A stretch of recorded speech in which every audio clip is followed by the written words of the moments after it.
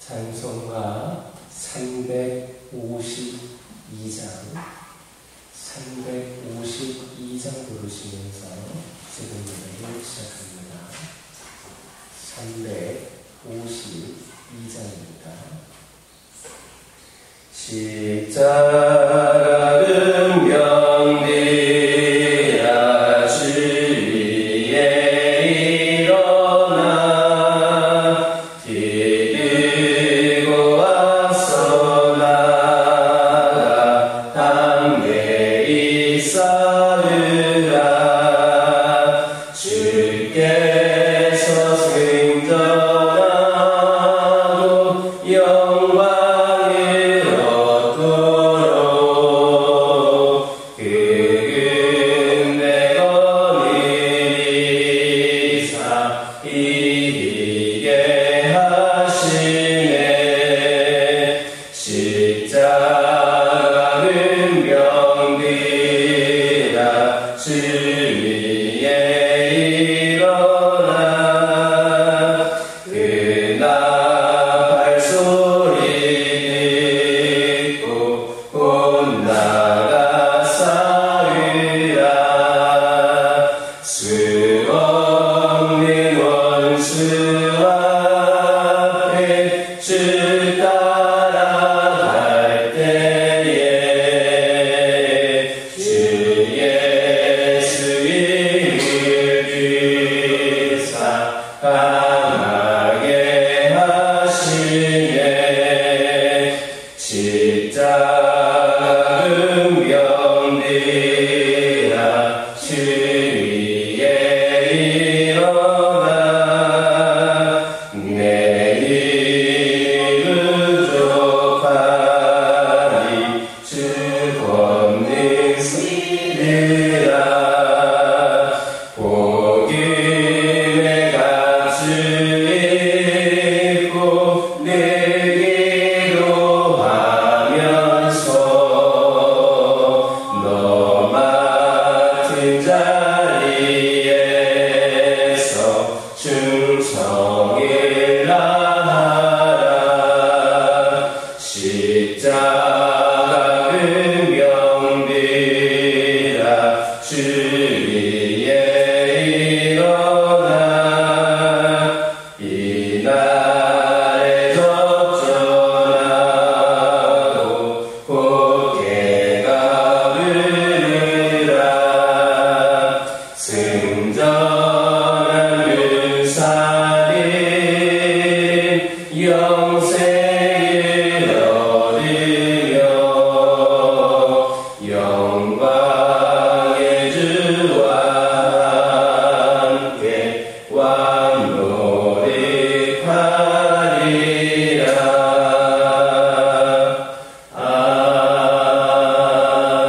아멘. 사도신경으로 신앙 고백하십니다.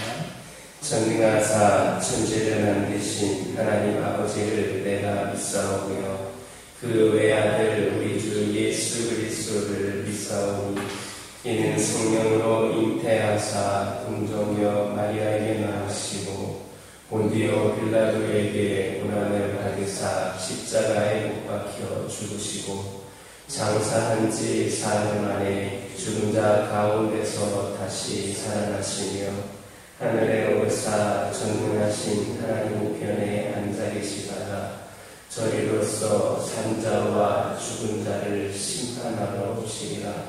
성령을 믿사오며 거룩한 공예와 성부가 서로 교통하는 것과 죄를 사하여 주시는 것과 몸이 다시 사는 것과 영원히 사는 것을 믿사옵나이다. 아멘. 사무엘상 13장 8절입니다. 사무엘상 13장 8절입니다. 8절에 있는 말씀 한 목소리로 읽겠습니다. 사울은 사무엘이 정한 기한대로 이레 동안을 기다렸으나 사무엘이 길갈로 오지 아니하매 백성이 사울에게서 흩어지는지라. 본문을 보면 사무엘은 이레의 기간을 정하고 사울에게 사신을 기다리게 했습니다. 아마도 사울은 전쟁에 출전하기에 앞서 제사장인 사무엘에게 제사를 주관해 줄 것을 당부한 것으로 여겨집니다. 이스라엘 사회에서 하나님께 드리는 제사는 오직 제사장만이 드릴 수 있었기 때문입니다. 왕이라도 스스로 제사를 드릴 수 없었습니다. 그래서 사울도 제사장인 사무엘에게 제사 직전을 요청한 겁니다. 그런데 사무엘은 사울의 당부를 받고 즉시 제사를 직전하지 않았습니다. 사무엘은 사울에게 이레를 기다리도록 했습니다. 사울로서는 이러한 사무엘의 조치가 도무지 납득이 가지를 않았을 겁니다. 왜 7일씩이나 기다려야 하는지 이해할 수 없었을 겁니다. 매우 다급하고 절박한 상황, 언제 블레셋이 공격하여 올지 모르는 그러한 상황이었기 때문입니다. 또 이스라엘 군사들은 블레셋을 두려워하여 하나둘씩 대열을 이탈하며 도망을 치고 있는 상황이었습니다. 한 명의 군사라도 더 있을 때 제사를 지내고 출전을 해야 되는데 하루도 아니고 이레시구나 기다리라 했으니 이 사울의 마음이 얼마나 답답했겠습니까? 사울의 입장에서 본다면 이레의 정한 기간은 불필요하고 원망스러운 시간이고 쓸데없는 시간이었다고 말할 수 있습니다. 이것은 인간적인 생각에서는 충분히 그럴 만한 상황입니다. 그런데 본문에 의하면 우리가 그 시간의 의미를 깨닫든지 깨닫지 못하든지 혹은 우리에게 유익이 되고 있든지 못 되고 있든지 하나님께서 정하신 시기는 우리가 생명처럼 소중히 여겨야 할 시간이다라는 겁니다. 결론적으로 사울은 그 정한 기한을 소중하게 여기지 않고 자기 멋대로 제사를 드리고 하나님께 돌이킬 수 없는 죄를 짓게 되었습니다. 우리도 신앙생활을 하다 보면 그런 것을 느낄 때가 많습니다. 하나님이 정하신 기간과 때가 우리에게는 전혀 무의미하고 불필요하게 느껴질 때와 같은 그런 상황들 말입니다. 도대체 하나님께서는 왜 기다리게 하시는 건가? 지금이 적기이고 지금의 기회를 놓치면 안 되는데 하는 불안감과 안타까움을 느낄 때가 있습니다. 원망하고 불평합니다. 하지만 그것은 지극히 인간적인 생각이고 하나님께서는 그 기간이 절대로 필요하고 또 당신의 섭리와 경륜에 따른 것이라고 말씀하십니다. 하나님은 당신의 아들을 이 땅에 보내실 때도 이 땅에 보내실 때에도 당신의 때가 찬 경륜에 따라 보내셨습니다. 또 다시 보내실 때에도 때가 찬 경륜에 따라 보내실 것이므로 우리는 알 바가 아니라고 볼 바가 말씀을 하셨습니다. 하나님이 정하신 때와 기한은 바로 그런 겁니다. 우리가 생각하고 판단하는 것 이상에 훨씬 크고 깊은 하나님의 경륜이 있는 겁니다.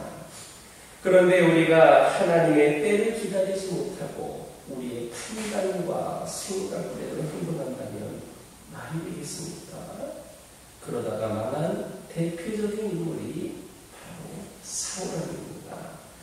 그러므로 우리는 하나님의 경륜에 따른 기한을 자기 멋대로 재단하고 평가하는 성도가 아니라 오히려 그 시간을 존중하고 그 시간에 내 자신을 맞추어 행동하는 시간이 다 되시기를 주님의 이름으로 축원합니다.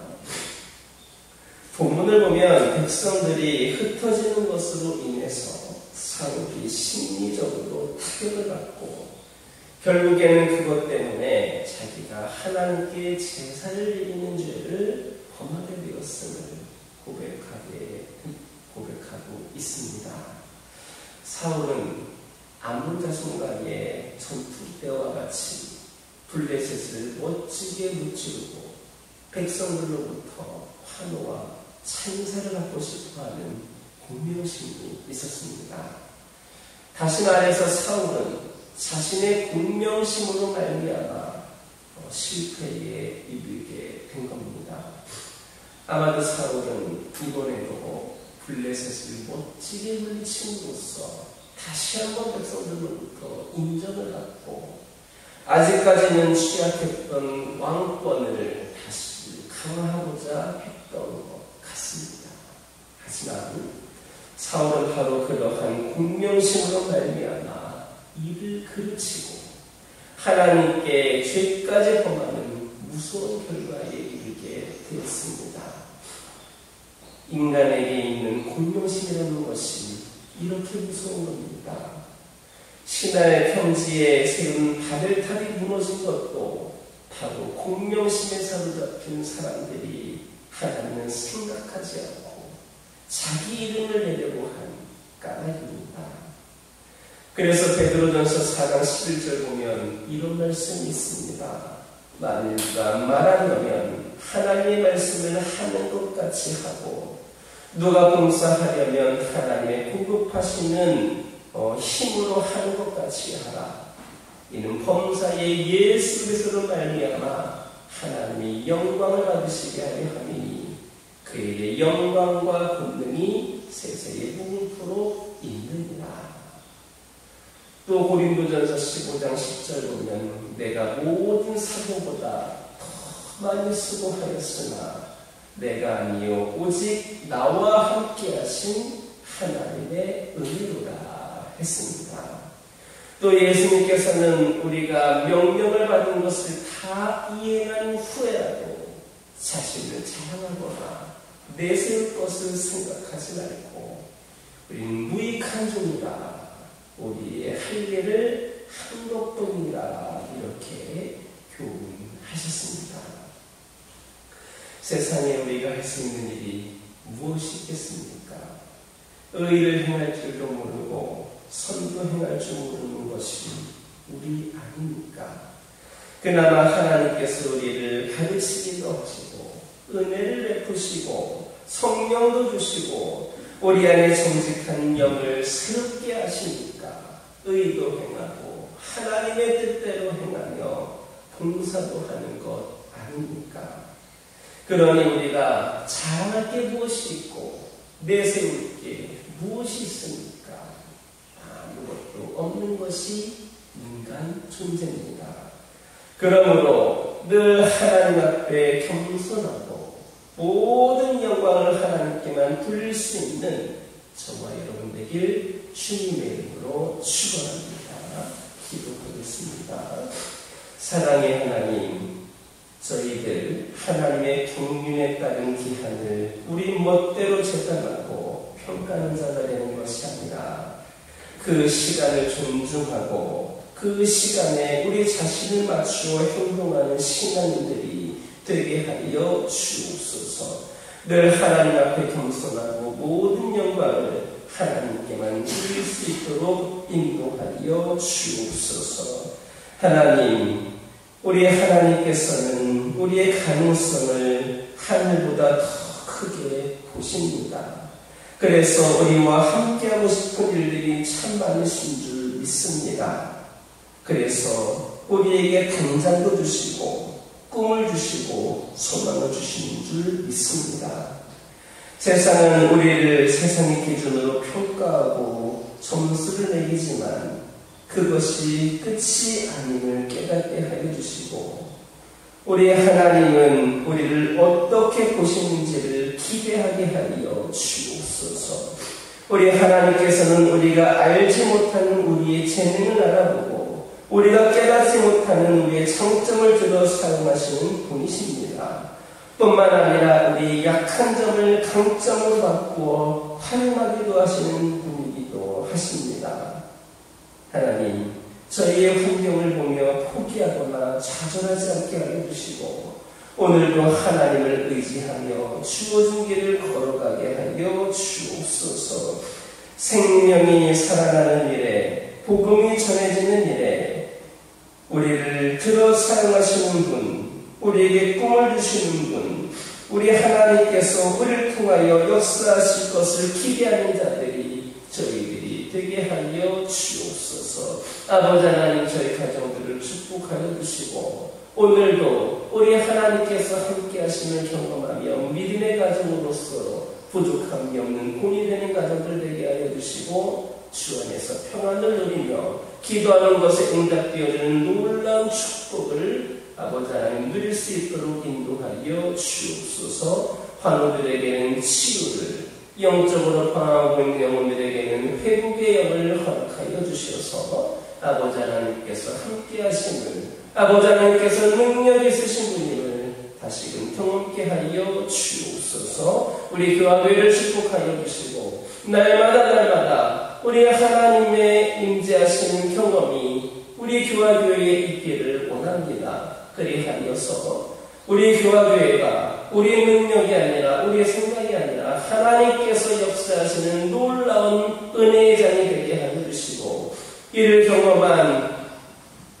경험한 성도들이 차고 넘치는 귀하고 복된 재단이 되게 하여 주옵소서. 하나님 보시기 부족함이 없는 재단 되게 하여 주셔서 믿음과 행함으로 든든히 세워지게 하여 주옵소서. 아버지 하나님, 다음 세대를 위하여 기도합니다. 어린 생명들, 젊은 영혼들이 우리 교회를 통하여 아버지 하나님 그들에게 하나님이 심기어지게 하여 주시고 다음 세대에도 부흥이, 다음 세대에도 복음이, 다음 세대에도 하나님의 귀한 사명을 감당하기 부족함이 없도록 인도하여 주시고 우리 교회를 통하여서 영성과 실력을 고루 갖춘 믿음의 인재들이 많이 배출될 수 있도록 인도하여 주옵소서. 아버지 하나님, 오늘도 주신 말씀 붙잡고 승리하는 하루가 되게 하여 주시고 이 시간 알지 못했던 기도 제목들에게도 동일한 은혜와 은총으로 응답하여 주옵소서. 예수님의 이름으로 기도드립니다. 아멘. 하늘에 계신 우리 아버지여, 이름이 거룩히 여김을 받으시오며 나라가 임하옵시며 뜻이 하늘에서 이루어진 것 같이 땅에서도 이루어지이다. 오늘날 우리에게 일용할 양식을 주옵시고 우리가 우리에게 죄 지은 자를 사하여 준 것 같이 우리의 죄를 사하여 주옵시고 우리를 시험에 들게 하지 마옵시고 다만 악에서 도와옵소서. 나라와 권세와 영광이 아버지께 영원히 있사옵나이다. 아멘. 이 시간 기도하고 돌아가실 때에 받은 은혜의 말씀을 가지고 결단에 기도하여 주시고 가정과 환우와 우리 교회를 위하여, 다음 세대를 위하여 함께 기도하고 돌아가시기 바랍니다.